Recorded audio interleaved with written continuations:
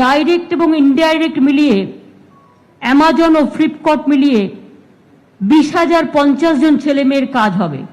এটা ডাইরেক্ট কাজ হবে এবং আজ থেকেই শুরু হয়ে যাচ্ছে এবং পরে ইনডাইরেক্ট আপনারা জানেন আরো অনেক কাজ হয়। সুতরাং এটা একটা বড় পাওনা বাংলার কাছে। আমরা এবং এখান থেকে যেহেতু ইস্ট নর্থ ইস্ট তারা পরিষেবা দেবে, সুতরাং এটা একটা বড় জিনিস হতে যাচ্ছে। এতে কর্মসংস্থানের সুযোগ আরো অনেক বাড়বে এবং আরো অনেক লজিস্টিক কোম্পানি এখানে আসবে। আমি অ্যামাজন কোম্পানিকে ধন্যবাদ জানাচ্ছি এই কাজ করবার জন্য। আমি পর্যটন দপ্তরকে ধন্যবাদ জানাচ্ছি হোপ অন হোপ অফ সার্ভিসের জন্য, কলকাতার ঐতিহ্য সংস্কৃতিকে মানুষের কাছে পৌঁছে দেওয়ার জন্য, চেনা শহরের অজানা ইতিহাসকে মানুষের কাছে তুলে ধরবার জন্য। এই হাউস বোট এবং প্রতিদিন দুটো করে বাস চলবে, বাস ও হাউস বোট মিলিয়ে 2 ঘন্টার সফর। প্রথম বাস চলবে সকাল 10:30-এ, সফর শেষ হবে বেলা 1:30টায়। দ্বিতীয়টি 1 ঘন্টা পর 11:30 সফর শেষ হবে বেলা 2:30টায়। সীমিত যাত্রীকে নিয়েই যা সিট আছে তাতেই তারা কাজটা করবে এবং আগামী 23শে অক্টোবর সপ্তমী থেকে এর বুকিং অনলাইন হবে। ট্যুরিজম ডিপার্টমেন্ট এটা দেখে নেবে, ট্যুরিজম ডিপার্টমেন্টের পর্যটনেও থাকবে। তাছাড়াও আপনারা জানেন আমাদের এখানে টিম্বার এবং এই ট্যুরিজম আমাদের অলরেডি হোম ট্যুরিজম থেকে শুরু করে অনেক সুযোগও দেওয়া হয়েছে। চা বাগানগুলোতেও চা সুন্দরী যেমন করা হচ্ছে, তেমনি চা বাগানগুলোতে আবার অনেকটা করে জায়গা আমরা ট্যুরিজম করবার জন্য তাদেরও ছেড়েছি। সুতরাং ট্যুরিজমে বাংলার মানুষ বাংলায় ঘুরে বেড়ান, পুজো এনজয় করুন। আমি সবার কাছে অনুরোধ করব দয়া করে মাস্ক পরবেন অলওয়েজ। বাইরেরও অনেক লোকজন আসবে, নিজেকে রক্ষা করবেন, হ্যান্ড স্যানিটাইজারটা করবেন। অন্যের বাড়িতে ঘুরতে গেলেও মাস্ক অবশ্যই পরবেন, একটু দূরত্ব মেনটেন করবেন। দেখুন আমরাও তো করছি, আমার অনেকে দেখুন প্রিন্সিপাল সেক্রেটারির নিচে দাঁড়িয়ে আছে, এখানে দেখুন আমরা মাত্র 4-5 জন বসে আছি। সেটাও একটা ফিজিক্যালি ডিস্টেন্সিং, এটা সোশ্যাল ডিস্টেন্সিং না। সোশ্যাল ডিস্টেন্সিং কথাটা ভুল। সামাজিক দূরত্ব আমরা কেন বাড়াবো? সামাজিক দূরত্ব তো আরো নিকটস্থ হওয়া উচিত। ফিজিক্যালি ডিস্টেন্সিং যেটা, সেটাকে রক্ষা করেই কিন্তু পুজো মণ্ডপে যেতে হবে, যাতে কোভিড রোগ না ছড়ায়। কোভিড রোগ যাতে না ছড়ায় এর লক্ষ্য নিজেরা নিন, তাহলে অনেকটা হয়ে যাবে। কালচারাল অনুষ্ঠানের ব্যাপারে আমি আপনাদের আগেও বলেছি,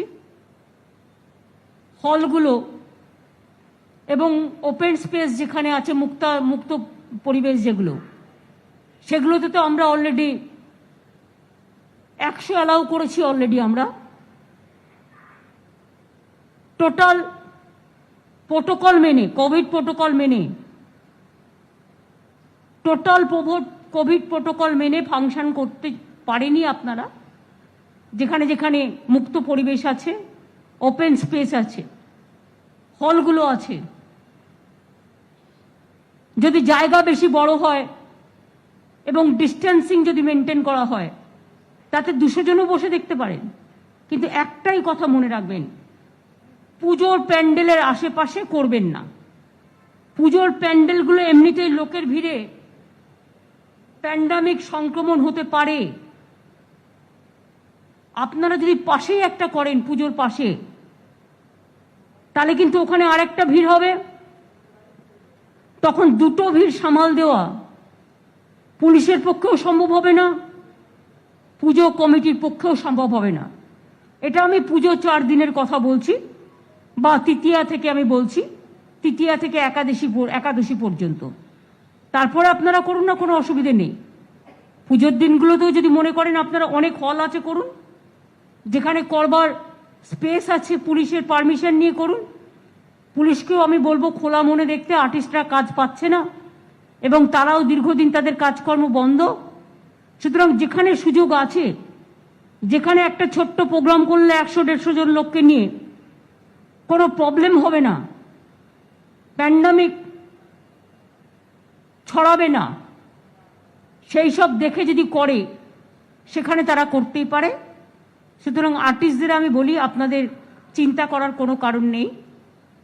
এই যে দেখুন বাসের মধ্যে আর্টিস্টরা বসে তারা গান গাইবেন, এক এক দিন এক একটা গ্রুপ গান গাইবে, এটাও তো আর্টিস্টদের দেয়া হচ্ছে। সেরকম অনেক জায়গায় আছে ক্লাবগুলো আর্টিস্টদের ডাকে, তারা অনেক সময় বসে দূর থেকেও গান গায়, নানা রকম অনুষ্ঠানও তারা করে।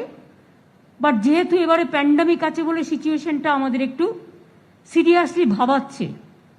আমি আজকে মহারাষ্ট্র থেকেও দেখছিলাম অ্যালার্ট জারি করা হয়েছে, খুব ছড়াচ্ছে এই সময়টা।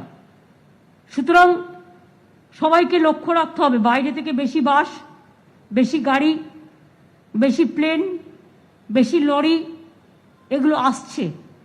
ফলে রোগ শুধু কি মাত্র আমার আপনার মধ্যেই ছড়ায়, হাওয়াতেও ছড়ায়, রাস্তাতেও ছড়ায়, বাইরে বাইরেও ছড়ায়, এক রাজ্য থেকে আর এক রাজ্যেও ছড়ায়। এটা কিন্তু মাথায় রাখতে হবে।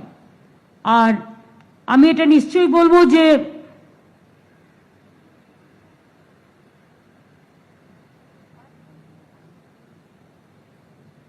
আর একটা হচ্ছে আমরা চাই গভর্নমেন্ট অফ ইন্ডিয়া যে ফ্লাইটটা আমরা দীর্ঘদিন বাদে, আমরা আসার আগেই শেষ হয়ে গেছিল, Kolkata London flight, Europe flight just চালু হয়েছে, এখন দুদিন করে মনে হয় চলছে, তাও কখনো দিল্লি হয়ে যায়, কখনো বোম্বে হয়ে যায়।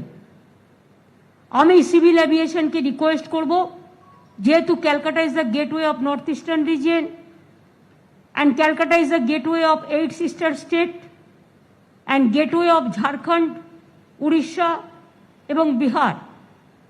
কলকাতা থেকে কিন্তু ইউরোপে যাওয়ার একটা প্রচুর প্রেশার, প্রচুর লোক যেতে চায়। সুতরাং আমরা চাই এটা আরো বাড়ুক এবং এটা পার্মানেন্ট থাকুক।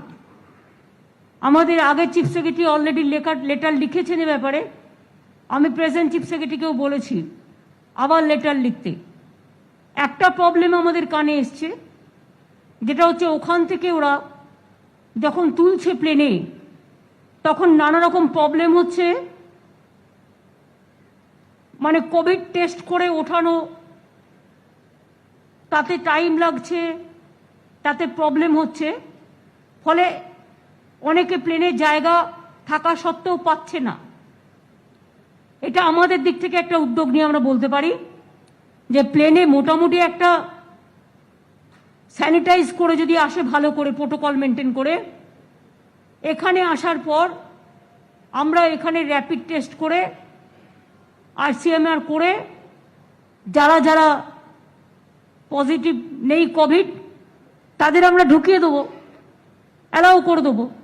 আর যারা যারা কোভিড আছে তাদের কেউ বা সেফ হাউস, কেউ বা হসপিটাল, অ্যাজ পার ল, অ্যাজ পার প্রোটোকল তাদের ব্যবস্থা করব।